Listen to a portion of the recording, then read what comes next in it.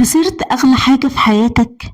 اتقفلت أبواب في وشك كتير؟ الخسارة مش دايما النهاية، الخسارة بتكون بداية لنجاحات كتير.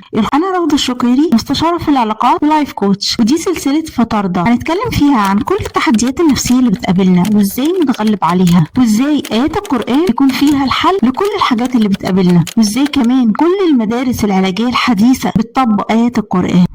خسارة بتكون نجاة ليك. كل باب اتقفل في وشك، كل فرصة ضاعت منك، كل حد خذلك في حياتك ما كانتش صدفة، دي كانت فلترة إلهية، كان فلتر من رب العالمين. ربنا بيفلتر لك كل حاجة حواليك عشان يوصلك لحاجة أحسن. ربنا بيفلتر لك كل حاجة حواليك، أي حاجة كانت ممكن تدمرك أو تتعبك عشان يحطك في المكان الصح. اسمع معايا الآية دي، ربنا بيقول ولتصنع على عيني، يعني ربنا بيصنعك، بيشكلك من جديد عشان تبقى حد تاني، يبعد عنك كل حاجة مؤذية ليك. فخليك دايما مطمن بوجود ربنا المدبر المهيمن على كل شيء، وخليك دايما واثق، ولسوف يعطيك ربك فترضى.